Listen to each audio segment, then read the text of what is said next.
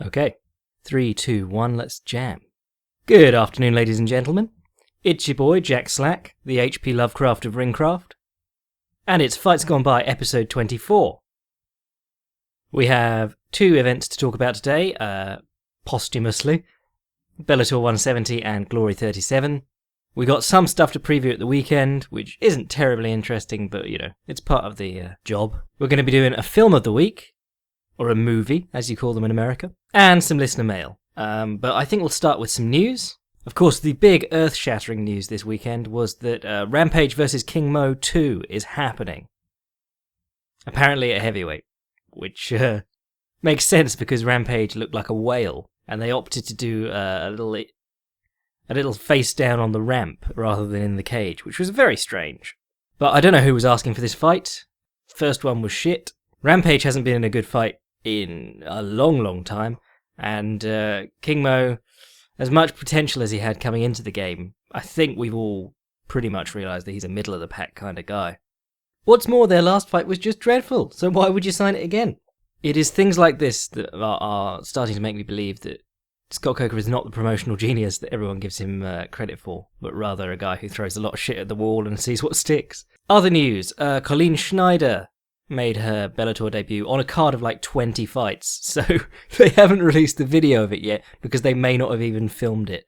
But Colleen Schneider, funny lass on Twitter, so yeah, she can be a girl, but she got a little bit of trouble because she had her opponent pulled out from under her at the last minute, was supposed to be fighting at 125, they found her an opponent at 135, so she started eating to try and put on a bit of weight again for the fight so that she wouldn't be 10 pounds lighter than her opponent on the weigh-ins.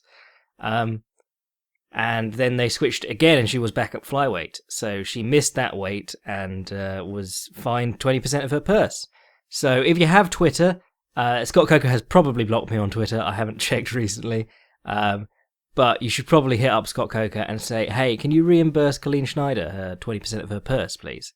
She did win her fight by anaconda choke, which makes it even more annoying that they put her on after the main event and didn't release the video of it, or haven't, as far as I know, yet. They could well have done by the time this podcast comes out, but, I'm still angry about it. And in other news, as I speak, there's a Christmas miracle going on Reddit's RMMA. Someone put up a photo of Ronda Rousey looking surprisingly smiley at a protest, and she's going through the comments giving everyone gold. So that's pretty sweet. To be honest, it's just nice to see her smiling again. I can understand people hating the Rousey being shoved down their throat, like when we were all supposed to pretend that beating Bethe Koher was good enough that she could beat men, or something like that. But the taking glee in her losing, people loved that, and it was nice to see people realise that this is just another person with their own interests and shit going on outside MMA, and I think people aren't dicks at heart. I think once you take it away from a fighting context and actually allow yourself to think of them as people, most people are pretty cool about Ronda Rousey and fighters generally. So good on Ronda and good on RMMA for staying classy. A couple of please leave Edmund comments, but I think that's par for the course. Because to be honest, if she left Edmund and went to a decent camp, she would 100% be back in the running at that weight. It's not at all that the sport's passed her by, it's that she's let it all slip. Right, so let's talk about Bellator 170. We'll go into the fixed stuff first, because this is always interesting. The media tends to gravitate towards fights, towards accusing fights of being fixes that probably couldn't possibly be fixes, and normally that's done on betting lines. So when Anderson Silva lost to Chris Weidman, ESPN hosted a roundtable with 3 people, none of whom had seen the fight, and they all said they hadn't seen the fight, but they kept going on about how fishy it was.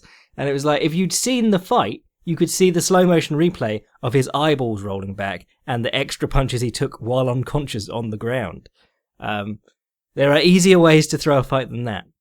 And actually that is, the easiest way to throw a fight is exactly what happened in Sonnen versus Ortiz, if you believe that was a fix.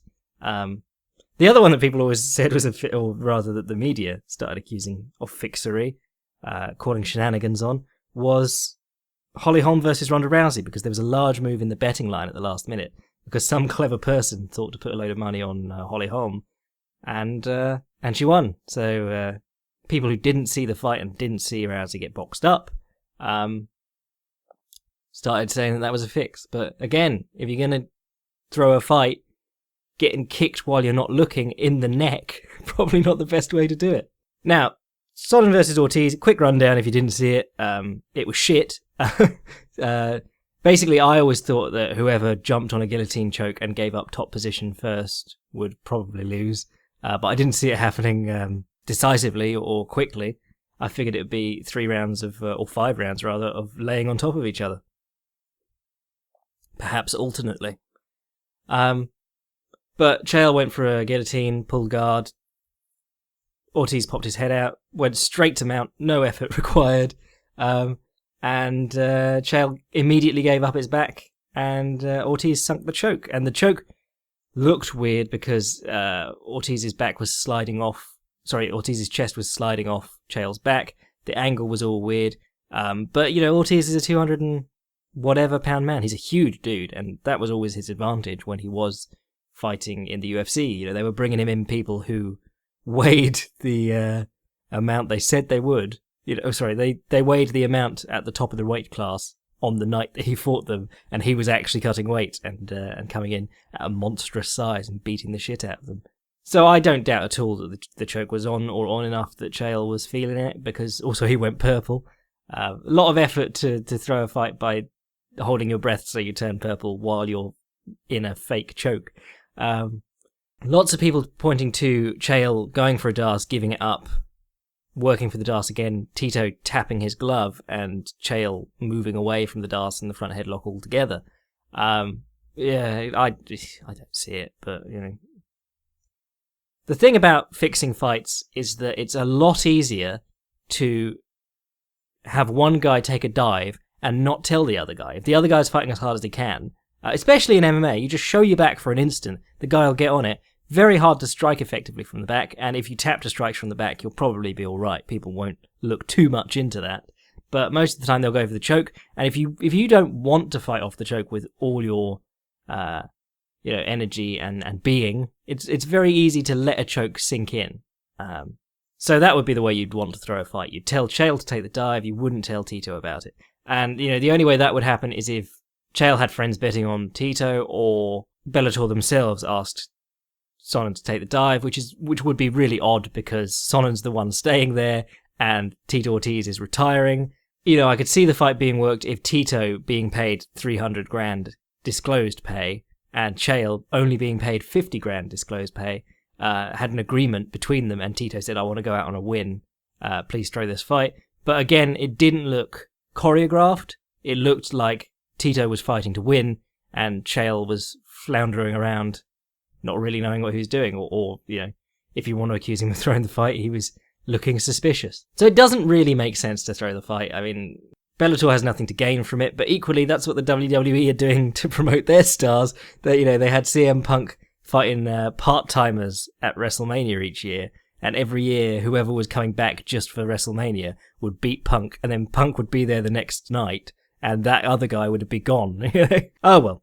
To be honest, if you're going to call fix, the only thing that really looked fishy to me was the fact that Sonnen gave his back and then did nothing with his hands for a couple of seconds. He had his hands up like he was being held at gunpoint, rather than actually trying to hold on to Tito's hands. And that was the time that Tito's hands got free, went under his neck. And here's the thing. That could be taking a dive. That could be Chael Sonnen, the guy who we know as a front runner, giving up. So accusations of a fix, not really necessary, because the thing that everyone overlooks in all of this is that there hasn't been a single good fight in Bellator's Legends division. Everyone always gets excited for them, but they haven't put on a single good one yet. Because if you are used to seeing 20 to 30-year-olds on the top of UFC cards, and, all the way around this in Bellator, they had talented young fighters. Suddenly you put in a couple of old men with ring rust, they're going to look weird. It's going to look like a weird fight. Whether it's Kimbo versus Ken versus Hoyce, Tito versus Chael, Tito versus Bonner, it all looks awful compared to the stuff you'd seen before it. So really the lesson here is stop buying this shit. watched Bellator because they do have a ton of good fighters, turn it off when the stupid fight comes on. They can see when their ratings peak. But, of course, that didn't happen. 1.7 million people watched this. So once again, a shit fight for Bellator. Well, a shit fight turns out to be Bellator's biggest draw. A shame, really. Anyway, elsewhere on the card, Chinzo Machida did an awesome job. Go read my article on Chinzo Machida from earlier this week. We compared him with Lyoto, how he likes to fight from the left stance. Lyoto prefers to be southpaw. The other thing about Chinzo that's really interesting is where a good outfighter in boxing will use his jab to attack the center line, so that'll be to the face and eyes and to the solar plexus. Chinzo attacks the face and eyes with his jab and the solar plexus with his lead leg front kick. His opponent, Acompo, was switching stances a lot, so he used the right leg front kick and the stepping right hand a lot more in this one. Got taken down a lot by a guy with a 2-0 record, but the guy was, both his wins had come by submission, so I suspect he was a decent grappler. And the other thing was that, just to be clear, I'm not expecting anything huge from Chinzo Machida. I like watching him because you get to see this interesting style on the feet, which a better all-round fighter could use at some point in the future, or at least try and emulate a little. But Chinzo wasn't being taken down by well set up shots or trips on the fence, which are the most common in high level MMA. He was getting taken down by diving low singles. This guy was desperately diving after his ankles, and you don't see those at the highest level of MMA. So it's a bit weird, you're practicing all day to defend these takedowns, and then the weird ones are the ones that get you down. But yeah, it comes back in the last round. Every moment that they were on the feet, Chinzo looked in control, but he just kept getting taken down. And he was doing things like throwing that wheel kick, which I've seen him throw about 5 times in his 6 fights. And he's gotten taken down off it a couple of times now, and he's never scored it. But the finish was the classic cross-hand trap to right straight down the centre. Acompo's in an orthodox stance. Machida slaps his hand out, drags it out of the way of his right hand, free path to the chin, puts him down on his face, gives him a little kick to the ribs as he's following up. Really cool. Paul Daley stole the show with his work against Brennan Ward. Brennan Ward, I'm going to give some props because I've watched a couple of his older fights in the run-up to this, because I saw his last one, I thought, oh, he's looking good. And then I watched a couple of the older ones, and he's really hittable. So he's done a good job tightening everything up. It was, the early seconds were him and Daley just clipping each other with counter punches. Swig of tea, bear with me. Oh, it's refreshing. That's Earl Grey today. And it was a powerful 4-minute brew. That's the greatest pleasure in life. When you've got 4 minutes, you can just stand there and let the tea brew. Nothing worse than just dipping the tea bag in for like half a minute and then throwing it in the sink and pouring in the milk. Sorry, important information, but we'll get back to Daley versus Ward. Couple of takedowns from Ward, but Paul Daley has been getting better at getting up, and he works his way up, frees his arm, spins for the elbow out of the clinch, John Jones style, stuns Brennan Ward, immediately leaps in with what I call the Groenhart knee, because Myrtle Groenhart, and to a lesser extent his brother, both use it, which is the rear knee pumping a fake and jumping in with the lead knee. Beautiful stuff. And he knocks Ward's spark out, and massive props to Paul Daley, because we all remember him for hitting Josh Koscheck after the bell, but as soon as the guy was out, he recognised it and he walked off. He didn't do anything like follow up with punches, because the referee wouldn't have got there in time. And there's nothing I hate more than seeing a guy get clearly laid out, his head bounces off the mat, his body's stiff, and then the guy dives in with the punch anyway. Happens way too much in MMA. But equally, you have to have the experience to know when someone is knocked out and to overcome your own adrenaline and worrying about what if they get their guard back before I can finish them. Derek Anderson and Derek Campos had a good little fight. Really entertaining stuff. The weird thing about that was that Derek Campos' biggest win was over Melvin Gillard, and that came as a direct result of a nodder, which is where you, if the opponent's storming in on you, you just lean forward at the waist, duck your head, and let them run face first onto the top of your head. General rule with headbutting, you want to hit anything below the forehead with anything above your forehead, or your forehead and above, rather. And that's how Evander Holyfield stopped Tyson from stepping in so hurriedly. He just put his head in the way of where Tyson's face was going to be. But in the Campos-Gallard fight, that puts Gallard on wobbly legs, and he's immediately knocked down with punches afterwards. And that was the turning point in the fight, because he was pursuing Campos, who'd been stunned a bit up to that point. And in this fight, Anderson, who was considerably taller, his head kept ending up underneath Campos's and butting him. So that was an interesting turn of events. But a good fight from both of them. They were interesting, and they kept swinging right till the final bell. So that was good fun. I think that was on the main card, actually. Yeah, I was going to say buried on the undercard. I got people tweeting me saying, why is Chinzo performing to an arena with nobody in it? Because Scott Coker doesn't know where to put people on cards. You know, when they went to Ireland for their last event, they put James Gallagher, who's 4-0, 5-0, can't remember, but a promising young guy from Straight Blast Gym. I'm not going to say anything bad about him, because I actually quite enjoyed his fights, and he does look promising. But they were clearly padding him up with a softball here. They put him in against a 1-1 opponent with a 1-6 amateur record, and that was the co-main event. So they're clearly not opposed to putting people without big records on the main card. So throw Chinzo on the main card and just have him knock people out, because his last two performances have been really entertaining knockouts. In fact, his only two performances with Bellator. We already talked about Colleen Schneider. Just trying to think of anything else interesting happened. Nope, can't think of it. So the other one this weekend was Glory 37. My boy Israel Adesanya went for the title against Jason Wilness. Used his length well, but Wilness was doing... Actually, Wilness did what Robin van Roosmalen did on the main event of the Super Fight series, which was the pre-card, basically. Walking forward and waiting to low kick on the counter.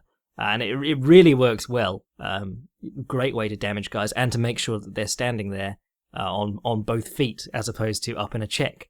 First 3 rounds, I thought Adesanya was doing the better work, but later on maybe Wilness was doing the better work. To be honest, one of the things that really gets weird on the Glory broadcasts is the striking stats, the stats they bring up between rounds or during rounds. And sometimes those seem really not to go with what you've been watching at all. Because there was a stat came up and it said that Adesanya had checked like 2 kicks out of 30 or something like that.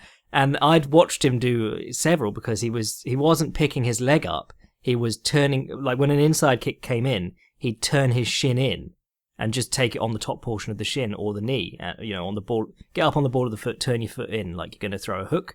But if you do that while someone's inside kicking, you can normally get them to kick into the knee or the top of the shin. And he was doing a couple like that. He was definitely getting kicked in the outside of the leg pretty cleanly, which looked nasty. But the inside kicks, he was just turning his knee in and taking on the shin. But that counts as a connection, clearly. So even though that's a check, but without the leg being off the floor. So it's always a really weird one.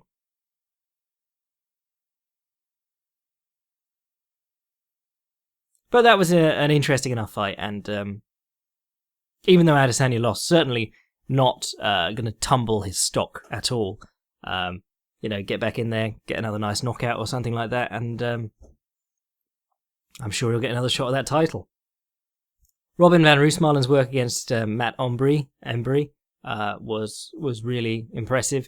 He's looking so effective at that weight. A lot of the time at lightweight, he was throwing these rapid-fire combinations, but it felt like there was nothing behind them. He couldn't really hurt the lightweights as well as he can with the featherweights. The downside is that even because he's a big, strong featherweight, he did miss weight by, I think it was 0.8 of a pound or something like that.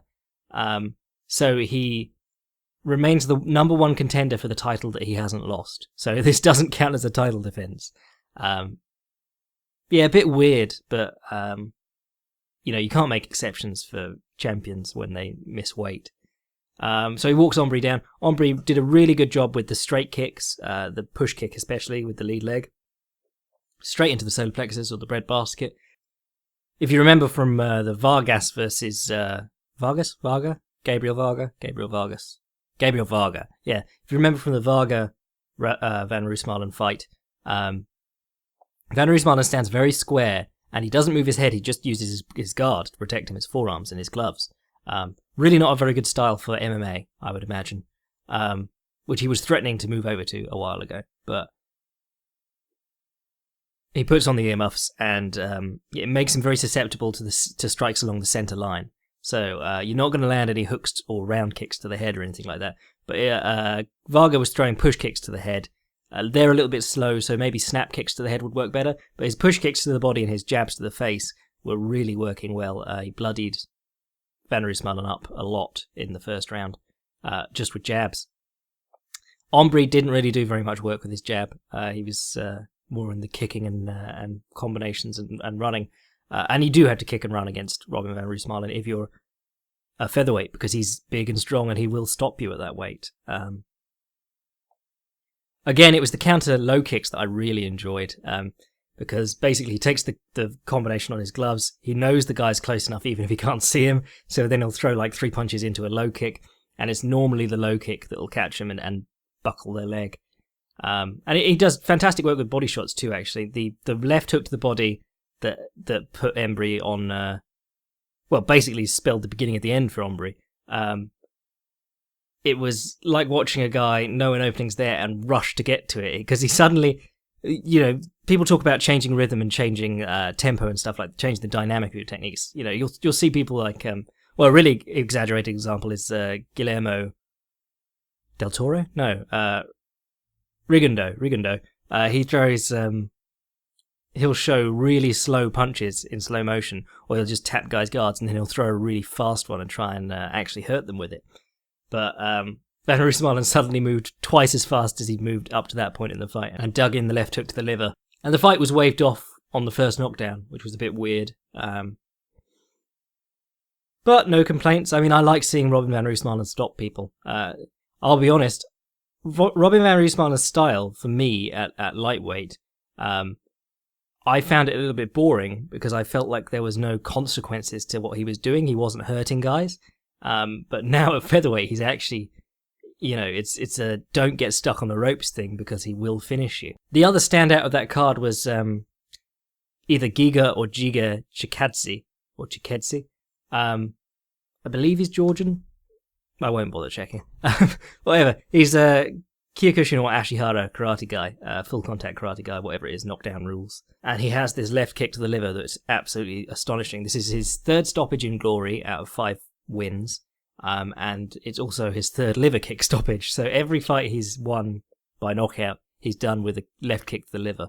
And he's fighting Victor Pinto, very experienced Nak Muay. And first thing he scores with is a left hook into right knee to the body, and then swinging in the chopping right hook as the right foot comes down. The old Errol Zimmerman special. Zimmerman hurt a lot of guys with that move. Really cool. And being the wild karate guy, as Pinto backs off, Pinto. I'm thinking of Fabio Pinca. As Pinto backs off, he immediately throws an axe kick and lunges at him on the ropes. Really cool. And then the finish was a double kick, left high kick, and then left middle kick. And Pinto was in position to catch it, and he thought he was going to catch it, but it just connected enough through his arm on the liver that he just buckled over in agony. It was a great kick. And it inspired me to go back and watch Chikadze's wins over Ken Tran and Chris Masseri, both of which were awesome liver kick knockouts. Right, let's do some questions. Right, Sadie asks, the question that has been bugging me for a long time as I became a combat sports fan, I really don't understand what is denoted by a fighter being in his prime, and how do you understand that a great fighter is losing it? For instance, how do we know that BJ Penn wasn't in his prime when he fought Yair Rodriguez? Obviously, his coaches and himself mentioned that he was all in physically and mentally going into the bout. Well, you could watch the 4 or 5 previous bouts to that where he gets his ass kicked. But typically, when I refer to a fighter's prime, I mean their athletic prime. Your athletic prime is sometime around 25 to late 20s, early 30s. That's when most athletes do their best sort of work, unless you're in certain sports where your peak is going to be like 19, 20, 21. But certainly boxing, 25 to 30, maybe even up to like 33, 34 is where most guys get their best work done. Once you're getting towards 40, definitely not in your physical prime anymore. But equally, it is a strange notion, because there are guys like Anderson Silva whose athletic prime was probably considerably before his actual fighting prime. When he was young and in Pride, he wasn't very good, and then he became a much better fighter technically as he sort of edged towards mid-30s. But then fighting is a wonderful sport in that sense because a lot of physical stuff can be made up for in technical ability and strategic choices. It's not like a straight sprint or something like that where it is literally going to be how fast you can move. But definitely, I mean, why would you ever believe that BJ Penn was in his prime or even in great shape coming back? He's 38. He was fighting in featherweight where he's had one fight and looked awful. And the guy is pretty clearly delusional. So I wouldn't believe a word that he said about being in the best shape of his life. Davey asks, in Jack Dempsey's book, Championship Fighting, for those who want to go and find that on PDF while we're talking about this, he talks about the importance of straight stepping punching, with the hands pinky facing down to maximize the line of power. What do you make of the idea, and can you think of anyone who has punched like that in combat sports? Even Dempsey didn't, to be honest. Vertical fist punching, lots of guys do it, but most guys twist over on the end of the punch. That's just the way it's taught. It also, vertical fist punching makes it harder to remember to raise your shoulder.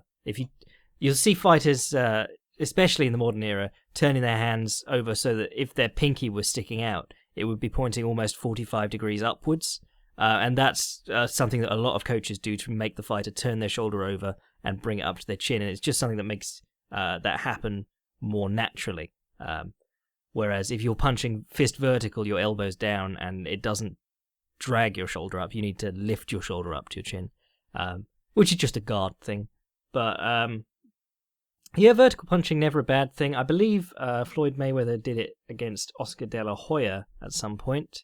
Or Oscar De La Hoya did it against him. I do remember there being some vertical punching in those fights. Eddie Alvarez used to do a weird thing where he'd throw his hands straight out from whatever position they were in. So sometimes he'd have his fingers facing him, and he'd just throw out like a straight, but with the hand in uppercut position. But yeah, I mean, the twisting on the punch is now standard, but it used to be a bit of an exotic thing.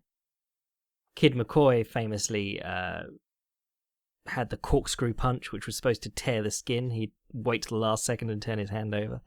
I feel like punching with turning the fist as you punch is just a more natural motion, but certainly you could lose some power with the elbow flicking out, as a lot of fighters do. The Ronda Rousey one's the most famous one in her shadow boxing. But if you keep the elbow down and you punch with the fist vertical, it's very hard to lose that power while rotating, because you're not rotating your elbow, or turning your elbow out rather. I will say that the stepping on straight punching is a very important thing for generating the most power that you can.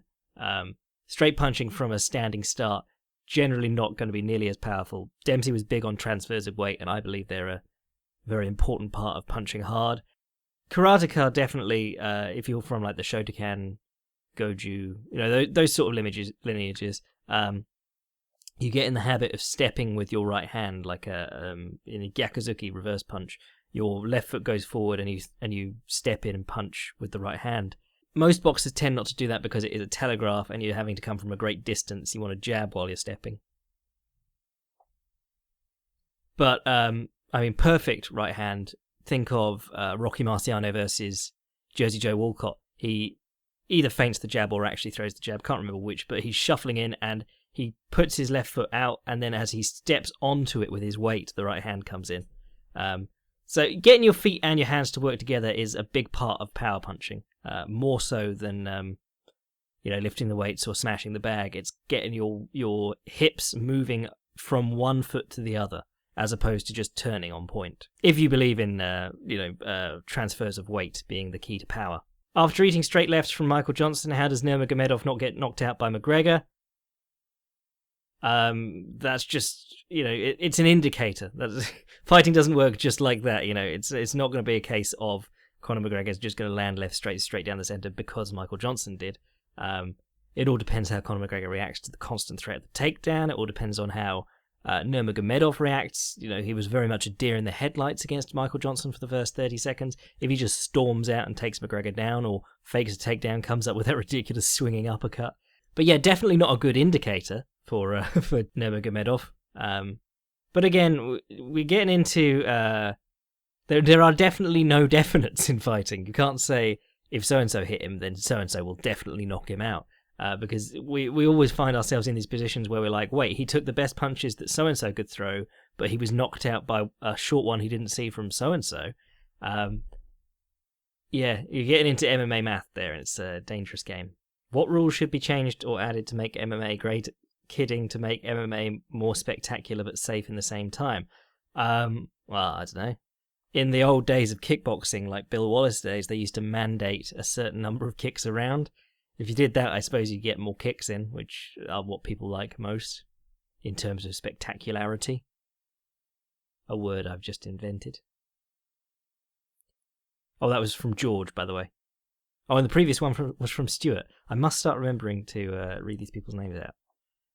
Darren says, how do you think Nate Diaz matches up with Tony and Khabib in relation to John Kavanagh stating that he feels Nate is the second best fighter behind Conor and feeling that Nate beats both? I don't think anyone buys Nate Diaz as the second best lightweight in the world. He's always been a bit of an also-ran at lightweight. He just had specific skills and attributes that matched up interestingly with Conor McGregor, because Conor McGregor couldn't knock him out. He could drive a pace that made Conor McGregor really struggle. Except all those holes that have always been there in Nate Diaz, like not being able to check low kicks, still there, So I think he matches up better with Tony Ferguson than he does with Khabib Nurmagomedov, because Diaz has been ragdolled before, especially at welterweight where he's very small, but he had trouble with guys grappling all over him like Joe Stevenson and Dong Hyun Kim. Actually, the fight with Dong Hyun Kim wasn't that bad, but I'm thinking Rory McDonald, where he just kept slamming him on his head. Tony Ferguson, meanwhile, has the loopy punches and likes to lunge in. He's a pressure cooker. He just keeps coming forward, and he's very wild. He has the straight kicks, which could be useful, but he doesn't low kick a lot. And I feel like Nate Diaz's straight hitting and exceptionally hard head and fantastic gas tank could carry him much further in a fight with Tony Ferguson than with Khabib. Would you rather fight a Brock Lesnar-sized Mighty Mouse or two Mighty Mouse-sized Brock Lesnars? I'm going to go with the Brock Lesnar-sized Mighty Mouse, and then I'll just run, and eventually he'll blow out his own knees with his movement. 300-pound guys cannot move like Mighty Mouse or Dominic Cruz. I mean, Dominic Cruz has hurt his knees enough times moving like he does, and he doesn't weigh half as much as Lesnar. Do you ever see yourself becoming an MMA coach? I'm one of those people who doesn't have enough confidence that they've learned it all yet, to be honest. I think it'll take me well past when I have to retire from actively training to really understand all of it. And I'm also someone who doesn't really have set views on anything. If you ask me about any sort of technique or strategy, I'll go, well, there are some guys who can do that, and there are some guys that blah, blah, blah. I think to be a really effective coach, you have to have your set beliefs and teach people in that way. I don't have enough set views on martial arts. And I'm still learning, I'm still enjoying just being a person who trains and picks up whatever he can from any source. But one day, I think definitely it's the dream to have my own gym, to have a little place of my own. A lot easier in America, where you can, you got these massive McDojos springing up out of nowhere. Over here in England, the land prices are considerably more dear. That one was from Jonathan. Gavin says, why do we see such limited use of feints against counterpunches in the octagon when they are so effective? I think, one, people don't really know that. It seems to be a piece of knowledge that is missing from a lot of fighters. Even up until Weidman fought Anderson Silva, there weren't really any guys throwing feints at him, or showing him feints, rather. I don't like saying throwing feints, because you're actively not throwing something. But, guys, the whole Anderson Silva thing, just watch his fights, and you'll see guys either standing way too far away from him and not wanting to engage, or lunging in wildly, hoping to hit him on the one time they do engage. And that's just perfect for a counter-striker. And then you watch him against Weidman and Bisping, and the number of feints really throws him off. I mean, if you really want proof of feints, go watch Henan Barao versus TJ Dillashaw, because the feints were what did him in. Mark Hunt versus Stipe Miocic gets him swinging at air the whole time and then eventually giving up at swinging, so his counterpunches just stop being a threat. I think the other thing is that you can't be afraid to step in with actual punches. You know, if you're going to feint at guys, there's got to be an actual threat of a punch coming or a strike coming. So you have to work with things like jabs where you're relatively safe. You know, you've got plenty of space and time to move, or as much as you can, as opposed to if you step in with the right hand, or things like low kicks and straight kicks and things like that. Kicks to the knee. And also a lot of guys never really learn to feint convincingly. It's a you read about guys like Sugar Ray Robinson actually practicing in front of a mirror, you know, working on their shoulder feint. Edwin Hazlett advised huge amounts of work on just feinting with your shoulder in front of a mirror, feinting your jab, and when that becomes natural, you can it stops being a thing where you're thinking about the feint. You're just doing it, and they're having to deal with the prospective punch or not coming every few seconds. But feinting against a counterpuncher, it really only works if you've got an actual threat that looks just like the feint. So if you've got a nice stiff jab like Miocic versus Hunt, you can jab him and then you can feint, or you can feint, wait for the counter, jab as soon as he's missed the counter, jab, see he's not going to counter, feint, see that he's not going to counter, jab him after that. It's just the constant switching between the real and the fake, and that is really what makes counterpunchers struggle, because they're living on that hair trigger. They're waiting for something and they're anticipating it, and it's very, very tiring, especially if you're getting hit in between. Tom asks, what do you think of the idea of a Masters division in MMA in order to give some of the older folks space to show off their abilities? A division like already exists in BJJ, possibly with modified rules. I mentioned it earlier, but Bellator has a Legends division, an informal Legends division, and they haven't put on a single good fight in that division. If you are an old timer, you aren't owed a paycheck. Everyone, even if people want to see you still fight, take an exhibition boxing match or a kickboxing match, or go and do a BJJ competition. I would love to see BJ Penn competing in BJJ super fights against some old timers. BJ Penn versus Barrett Yoshida, or even get in Shinya Aoki. That'd be amazing. Yeah, I mean, Masters Division MMA sounds awful, if you ask me. I've no desire to see 40-year-old dudes fight more than they already do. Alex says, the first Japanese Yokozuna since the 90s has just been crowned. Does this herald an age where the Japanese will be able to break the Mongolian deadlock again? This is Kaseno Sato, isn't it? Yes. Well, see, Kotoshi Giku, I'm so bad with the names, and is it Goeido? Both won the Honbashos this year, breaking the streak of a Japanese person not winning, a Japanese Rikishi not winning a Basho in, a decade? And Kaseno Sato, is the third one to do that this year, but they're giving him the Yokozuna title because they've been waiting for him to do it forever. I mean, whatever gets more Japanese people into sumo, because there was, for a while there was a worry that it was dying out. It is coming back now. People are really enjoying it nowadays. People are complaining about there being 4 Yokozuna at once, but was it 2 of them pulled out this year? And Hanuma Fuji is my favourite, but he's absolutely knackered. Like every single time he competes, he breaks something. So you can't last too long at the highest levels of that sport. And I think 4 Yokozuna not going to be a huge problem. If anything, it will get more people in. They'll be like, "Oh my god, the era of 4 Yokozuna." How long has Kaseno Sato got left? How old is he?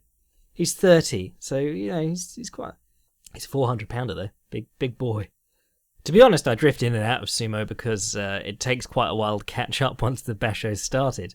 You have to find your man on YouTube, and even though he's edited everything together so that you can just go straight through it, it's still, however many days of action you've got to catch up on. So it can be quite a hard sport to follow. Normally, if I follow one from the start, I'll follow the Basho all the way through. But if I miss a couple of days, I'll be like, I'll get the results and then I'll try again on the next one. I do want to try and make it out to one this year and write like a travel-y piece about it, like Hemingway's Dangerous Summer, and just to introduce more people to what is a beautiful, exciting, and very quick and explosive sport. But yeah, good for Kuseno Sato.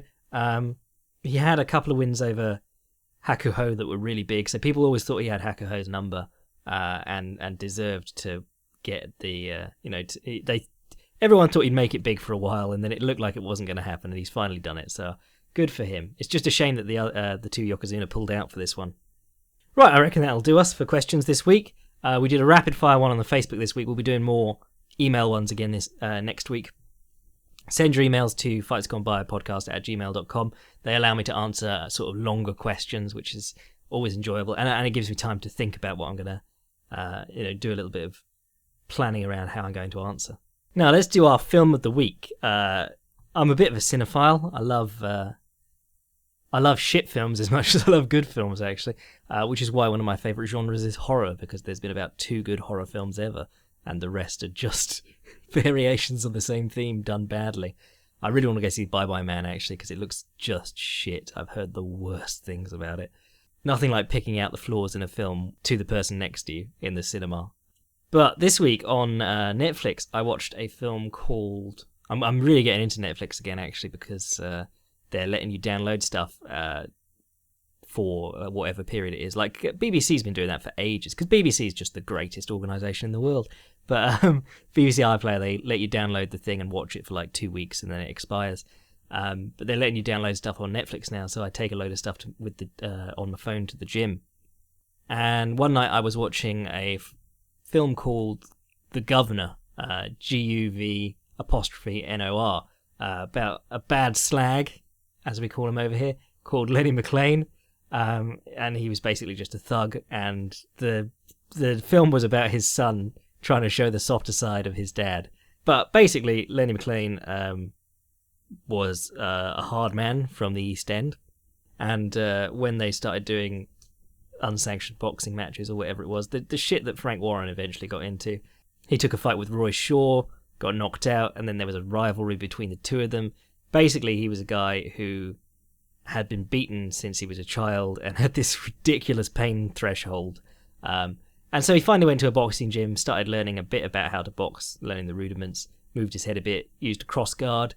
They set up a shed in like this wasteland dump, and they're all there training in turtlenecks, and they've made a ring out of propane cans, like the massive ones, and string tied between them. So anytime either guy sparring hits the ropes, the whole thing falls over.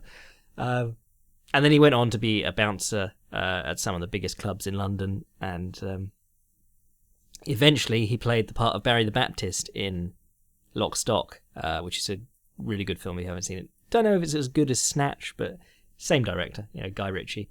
But the film was really interesting because it was like the son trying to look for the softer side of his father, and he kept giving like examples of Lenny McLean being a nice guy, and then there'd be a story about how he almost murdered someone on behalf of some mobster or just because they said something he didn't like. And then finally at the end of the film he meets Lenny McLean's sister, and he talks to the camera and he's like, I've just been told a load of stuff, and I've had to come to terms with the fact that maybe my dad wasn't a very nice person. Yeah, it's a really weird ending. But I enjoyed the film, and the rivalry between him and Roy Shaw, who was a nutter, is interesting, and the fights are as scrappy and uncouth as you would expect. But he learns to box a little at the end, and that sort of carries him over Roy Shaw. But if you're English, you'll enjoy it because you'll recognise all the locations. And if you're American, you'll enjoy it because of all the cockneys. Right, this weekend then, we've got Cerrone versus Masvidal. That's a really good fight, and I feel like it's one of those ones where you're like, how has that not already happened? But Masvidal's on a bit of a weird run. He had that split decision loss to Benson Henderson, split decision loss to Lawrence Larkin. unanimous decision win over Ross Pearson, and then he beat Jake Ellenberger by Jake Ellenberger's foot getting stuck in the fence, which we all think was the strangest thing and probably should have been ruled a no contest. Whereas Cerrone's going from strength to strength at his new weight. That head kick over Matt Brown was tremendous. Turning back Rick Story's pressure with the knees to the body was beautiful. The left hook that put Patrick Cote on the floor was glorious. He seems to have some power in his punches at welterweight that he didn't seem to have at lightweight. I've no idea what this is. This lightweight again? Because they both fought at welterweight and lightweight. Oh no, it is welterweight. Good, because I want to see more Cerrone at welterweight. He seems to be on the way towards a title shot, and it'd be a weird choice to go back down to lightweight now. Though he does have that built-in, that already prepared rivalry with McGregor, so he could get himself into the picture quite quickly, I'm sure. Then you got Arlovski versus Ngannou. Ngannou, real success story, rapid development. Everyone's talking about how he's the future of the heavyweight division. It's nice to have a young guy, well, relatively 30 years old, who actually looks like the part, who hasn't... Well, he hasn't fought any of the old guys yet, but a lot of these young guys, they look great until they fight an old guy, and then the old guy mysteriously wins. And you're like, oh yeah, it's heavyweight. You've got to be 40 to be a contender. But, I mean, Arlovski has been knocked out so many times now. We're all done pretending he doesn't have a glass chin, right? Yeah, he's on a three fight skid. The last one was a submission in that Josh Barnett one. Here's the thing, Arlovski only has the right hand, but equally, if Ngannou is going to try and box with him, there's going to be plenty of opportunity to land it, or at least throw it. Yeah, I mean, it's a heavyweight fight between two guys who punch hard. What more can you say? Got some other interesting ones on that. Sam Alvey versus Nate Marquardt should be good. Aljamain Sterling versus Rafael Assunção. What is that doing so far down the card? That's a good fight. But, I mean, really, not hoping for a lot from this card. There's also a Bellator one on this weekend. You got Melvin Gillard versus Chidi Njoku. Not an awful lot going on there. Dave Rickles, AJ McKee. Yeah, bit of a placeholder card. Until we get to the awesomeness that will be Fedor versus Mitrione. Jesus Christ. But it's okay, because on February 4th, we get Chang Sun Jung back. And I'm looking forward to that so much. He's ring rusty. He could very well lose, but I have missed the Korean Zombie enormously. Right, I reckon that'll do us for today. Send your emails to fightsgoneby@gmail.com. There will be another history episode coming out probably next week. Maybe this week. I don't know. I don't want to rush it. Depends how fast I get it done.